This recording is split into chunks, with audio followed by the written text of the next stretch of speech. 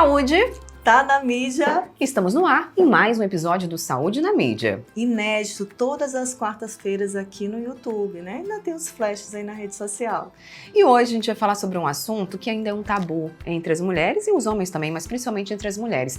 Por exemplo, se você em algum momento faz algum esforço, faz uma tosse, ou então até às vezes uma gargalhada mais forte e sente escapar um pouquinho da urina. Sabe aquele xixi que faz? Até às vezes numa atividade física? Gente, isso não é normal e esse assunto está em pauta hoje aqui no Saúde na Mídia. Para isso a gente convidou ela, que é especialista no assunto, a urologista, a doutora Patrícia Canelas.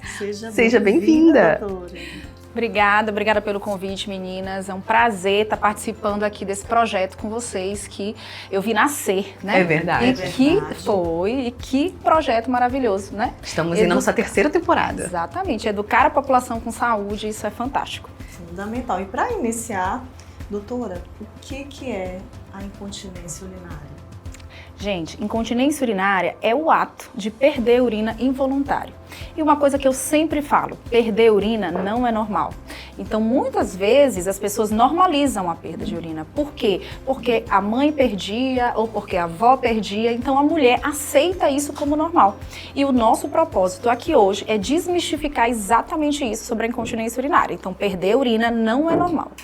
E aí a gente fala sobre algumas atividades físicas, alguns exercícios, alguns esforços que podem levar a essa perda natural de xixi, às vezes até na gravidez. As mulheres começam a sentir algo que é fora do normal, mas algumas delas normalizam, acham que vai passar. Ah, não, foi um descuido, foi só uma vez. Quando que tem que acender o alerta, doutora? Então, as mulheres, né, e a incidência de perder urina é muito maior em mulheres do que em homens, tá? Por quê? Porque nós sofremos várias interferências ao longo da vida que nos faz, né, mais factível a perder urina, tá? Então, o nosso assoalho pélvico, ele é, na maioria das vezes, sobrecarregado por várias coisas. A gravidez, né, às vezes o sobrepeso, às vezes atividades muito extenuantes, que a gente chama atividades hoje que são muito praticadas, que são atividades de alto impacto, como o crossfit, a corrida, o vôlei, normalmente são atividades onde você tira os dois pés do solo, certo?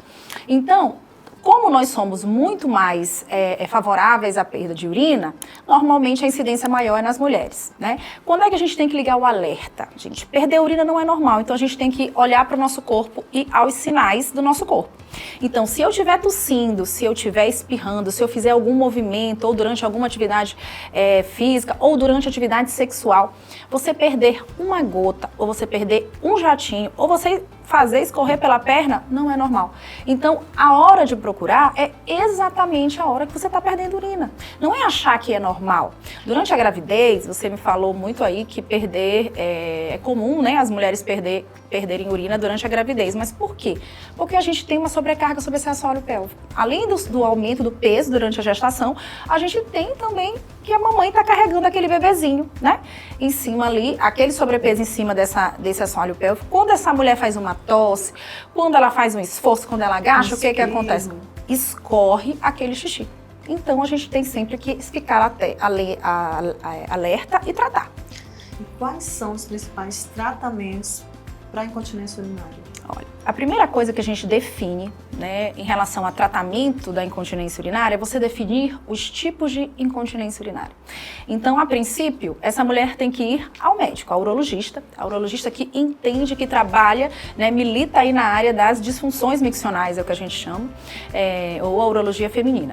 Então, normalmente, a gente vai dividir essa incontinência urinária em incontinência urinária de esforço e incontinência urinária de urgência, né? São basicamente as principais, porque a gente tem também as incontinências urinárias neurológicas, né? A partir de doenças neurológicas, certo? Mas aí, considerando aí as duas principais incontinências, a gente tem que definir exatamente qual é o tipo. Se eu estou diante de uma incontinência, de uma perda de urina aos esforços, aonde ao tossir, ao espirrar, à atividade sexual, ao pular, eu perco esse xixi, eu tenho que seguir uma linha de tratamento. Quando eu tenho uma incontinência urinária de urgência, como é a continência de urgência? Aquela mulher que vai várias vezes ao banheiro, que não consegue segurar o xixi, às vezes dá vontade de urinar, se ela não for logo no banheiro, ela sai escorrendo xixi pela perna. São tratamentos diferentes, né? Os tratamentos, eles vão desde tratamentos conservadores, onde a gente tem aí mudança de hábitos, a gente tem fisioterapia pélvica, tá? A gente pode lançar mão, em alguns casos, do laser íntimo, também para incontinência urinária. E aí, diante, né, de um tratamento que a gente pense da parte cirúrgica, na incontinência urinária de esforço, a gente tem os slings, que são as fitinhas, né, que são cirurgias minimamente invasivas, onde essa mulher coloca uma fita embaixo, né, ali do canalzinho da uretra. É uma cirurgia vaginal, então não tem que abrir abdômen, nada, tá? A paciente normalmente fica 24 horas internada, depois vai para casa. E a gente tem também para as incontinências de urgência, hoje a gente tem o uso do Botox, que é o mesmo que a toxina botulínica, na verdade, Botox é o nome comercial, e a neuromodulação sacral, que hoje é o que tem de mais moderno para a incontinência urinária, né, de urgência. Doutora, existe algum fator que predispõe à continência urinária? Existe algo que pode facilitar o surgimento dela? Existe. Isso é super importante a gente comentar aqui, porque existe o que a gente chama de tudo na medicina, que são os fatores de risco, né? Então, assim, o que seria fatores de risco para essas mulheres que perdem xixi, né? Primeiro, a obesidade, né? Então, a obesidade hoje, né, gente, é gatilho para absolutamente tudo. E o cigarro, o fumo, tá? A própria gravidez, porque as mulheres multíparas, elas são mulheres que têm muito mais facilidade em perder xixi, né? A gente fala muito sobre hereditariedade em relação à incontinência urinária, mas não é que, na verdade, a mãe teve, a filha vai ter, não é isso. Mas a gente sabe que algumas doenças do colágeno ou mesmo consistência, né, de colágeno de família para família pode interferir. Então a gente sabe, por exemplo, que as mulheres brancas, elas têm uma flacidez maior do que as mulheres negras, né? Isso é sabido, né? E a gente sabe também, por isso que se as mulheres tiverem mães que tiverem um aumento de flacidez na própria pele, não precisa ser necessariamente a pele da região perineal, mas a pele do rosto, a gente sabe que a mesma pele que está ali compondo a região íntima é a mesma que está compondo o nosso rosto. Então, se essa mãe, né, ela teve um histórico de aumento de flacidez, seja flacidez vaginal, flacidez de região de períneo, essa mulher também pode vir a perder o xixi. Por isso que às vezes tem mulheres que nunca tiveram filho, isso é muito importante, eu sempre falo, e que perdem xixi, né? Porque as pessoas têm aquela ideia, mas eu perdi xixi, eu não perco xixi porque eu nunca tive filho. Não, existem mulheres que perdem urina que nunca tiveram filho. Como existe hoje, a gente tem casos de adolescentes perdendo xixi por estarem muito tempo diante de telas, né? Nossa, eu não sabia nem que isso influenciava, doutora. Influencia demais, porque essas meninas, essas adolescentes, elas ficam muito tempo sentadas, isso contrai esse assoalho pélvico, isso leva elas a ter tanta dificuldade nesse esvaziamento dessa bexiga, o que pode levar a essa incontinência, assim como elas são muito mais favoráveis, como toda mulher, à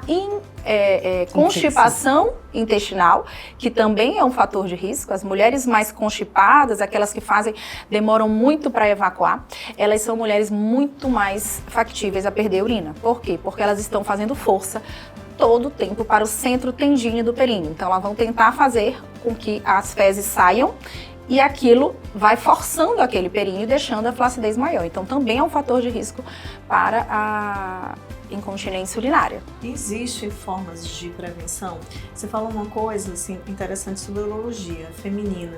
A gente não escuta muito esse termo. A gente acha que urologia só trata homens. Primeiro, explica sobre esse mito e assim, quando a mulher deve ir a um urologista? E eu acho até interessante você falar sobre sua trajetória na urologia, né, doutora? Porque é algo muito raro a gente encontrar mulheres médicas na urologia. É verdade. Eu digo sempre que a urologia me escolheu, né? As pessoas perguntam, por que você fez urologia? Eu sempre gostei muito da parte cirúrgica. A urologia é uma especialidade cirúrgica. E, na verdade, eu iniciei como cirurgião do aparelho digestivo, que meu marido é cirurgião do aparelho digestivo, e acabei, sempre gostei, acompanhava na faculdade urologista, mas Na época fiquei pensando, comecei cirurgia do aparelho digestivo e depois, quando chegou no último ano, eu resolvi seguir os nossos sonhos, né? A gente estamos aí terminando o mês das mulheres e a gente sempre fala, né, que a gente nunca deve desistir dos nossos sonhos. E foi isso que aconteceu comigo. Eu resolvi embarcar, fazer uma especialidade extremamente masculina, e aí a gente quebra muitos tabus diante disso, né? E eu já estou há mais de 15 anos tratando aí da urologia e há mais de 8 anos tratando só urologia feminina.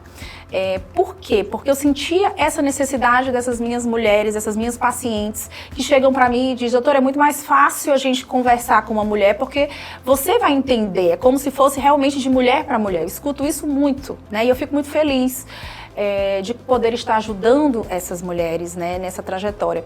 A urologia feminina, que ela engloba aí a disfunção miccional, ela trata, né, todas as afecções de assoalho pélvico e aparelho urinário das mulheres. Então aí a gente tem dentro do nosso escopo de atuação as infecções urinárias de repetição, que também são muito comuns nas mulheres, as dores ou relações sexuais, dificuldade dessas mulheres de esvaziar essa bexiga, a própria incontinência urinária, né? A gente trata também muito sobre os prolapsos, que não são muito falados, que é aquela descida de órgãos pélvicos pela região vaginal, né? E hoje há uma gama de pacientes que chegam até mim, que são as mulheres na menopausa ou na transição menopausal. Porque a gente não sabe, mas a maioria de tudo isso que a gente está falando, incontinência urinária, infecção urinária, ela começa a se desenvolver nessas mulheres 40 a mais, né? Hoje se fala muito sobre a saúde das mulheres 40 a mais. E nós, mulheres 40 a mais. Mas não parece, gente, mas é. Mas eu digo que isso é uma evolução, porque antes, quando a gente chegava e a gente falava, né, de uma mulher estar na menopausa, você achava isso, mas hoje com a evolução, né, e com a mulher à frente, né, de lideranças no mercado de trabalho, a gente vê uma mulher muito mais ativa, a gente vê uma mulher muito mais independente, a expectativa de vida hoje do brasileiro passa de 80 anos, né, gente? Então, assim, a gente tem que se cuidar. E à medida que a gente vai envelhecendo, as comorbidades vão aparecendo. Então, quando essa mulher ela começa a cuidar, por exemplo, de uma perda de urina com 40 anos, com 45 anos, quando ela tiver com 60, 65, esse assoalho pélvico já vai estar muito mais trabalhado. Se ela tiver que fazer uma cirurgia, ela já vai fazer uma cirurgia em ambiente mais favorável, né? Então, essas mulheres também aí estão dentro aí do nosso escopo de tratamento. Somos em torno de 250 mulheres no Brasil, na urologia. Temos um grupo que se chama Orquídeas do Brasil, onde somos catalogadas por estado, né? E sempre os eventos contam com eventos exclusivos das orquídeas, né? Então, assim, que bem interessante. legal. Eu achei interessante também você falar que a relação com o paciente fica melhor quando você encontra, né, um urologista que você pode falar de problemas, de situações que às vezes você fica constrangida de falar para um outro profissional. E aí eu pergunto, como é que esse impacto emocional dessa mulher que tem uma incontinência urinária, como é que ela chega no seu consultório, esses relatos, esses casos de mulheres que às vezes estão passando por isso, não sabiam que tinha solução, passavam esse constrangimento anos, e hoje em dia elas encontram alguém para compartilhar dessa dor com ela e ajudá-la, né? Tem tratamento, doutora? Tem. Então, assim, eu fico sempre muito feliz quando eu sou convidada para falar da minha especialidade. A Amanda tá aí de prova, a gente já acompanha há algum tempo, a gente conversa muito sobre isso, porque eu acho que a forma que essas mulheres têm é através de programas como esse, de projetos como esse, onde a gente chega e conversa, né? Fala realmente sem tabu sobre assuntos que antes não eram colocados na mídia, né? Então, assim, o impacto da incontinência urinária para uma mulher é muito grande. Então, eu recebo mulheres que choram no meu consultório, porque acabam passando a vida inteira perdendo xixi. Isso impacta na qualidade sexual, porque elas têm vergonha porque perdem a urina na hora da relação. Quando elas iniciam com um novo parceiro, elas têm vergonha também, porque hoje, como a gente acabou de falar, a mulher com 40, com 50, a mulher super ativa, às vezes está no segundo relacionamento, e aí quando ela começa um novo relacionamento, ela diz, doutora, agora como é que eu vou ter relação se eu perder a urina? E a minha vagina está ressecada, como é que eu vou fazer? E eu não paro de ter infecção urinária? Então, assim, tudo isso tem tratamento. E esse impacto é tão grande nessa vida dessa mulher que ela realmente acaba que isso impacta, inclusive, o emocional. Então, ela impacta no trabalho, porque as infecções urinárias tiram a mulher do trabalho, né? Estudos mostram que elas podem ser tiradas do trabalho em até 6 dias durante o ano. Isso para quem trabalha e precisa de produção, de tudo que a gente conhece. E é uma dor impacto muito grande. ruim, né? A dor, é totalmente incômodo. O desprezo e, às vezes, abandono desse parceiro, tá? E quando a gente não está falando de doenças que envolvem também o câncer, né? Deixar aqui um aviso, eu tenho hoje, iniciei uma comunidade onde eu introduzo mulheres que têm uma história de vida em relação à perda de urina, à dor para ter relação, mulheres pós-tratamento de câncer de mama. E se vocês tiverem aí a oportunidade de conversarem, de escutar a história de vida dessas mulheres, é maravilhosa. Então a gente está começando essa comunidade, então a gente é aberta. A doutora já pode falar. Hein? Pode, então assim, é uma comunidade, tem lá no Instagram, entre em contato comigo, Qual a é o gente Instagram da chega. comunidade? Na verdade, a gente vai colocar o link, a gente está nesse projeto, já começou, mas está só ainda no grupo mesmo do WhatsApp, mas a gente vai colocar esse link, né, onde a gente alimenta, onde a gente conversa, a gente estimula outras mulheres, porque a força se dá uma ajudando a outra, né? Então, no meu próprio Instagram é só mandar um direct, @doutorapatriciacanelas.urologista. Doutora, eu quero participar da sua comunidade. Então lá eu alimento sempre com informações, porque a gente sabe que a internet é o lugar onde tem as melhores informações, mas também onde tem as piores informações. Isso deixa as mulheres muito seguras, né? Elas não sabem qual é a melhor informação, o que é fake news, o que não é fake news, o que elas podem... É justamente esse cuidado que a gente tem aqui de fazer uma curadoria, de levar a informação do especialista para vocês aí de casa. Exatamente. E é por isso que a gente está aqui, essa é a nossa missão, né? Levar essas informações de qualidade, de uma forma leve, para que você consiga compartilhar. E tendo informação, a gente tem o poder, né? Informação é libertadora, informação é poder. Você sabendo disso, você não vai mais ficar sozinha, você vai encontrar apoio onde você precisa e médicos e profissionais qualificados que podem te ajudar nessa caminhada, nessa jornada da cura, do tratamento. Falando em tratamento, doutora, você falou de laser, falou de algumas técnicas.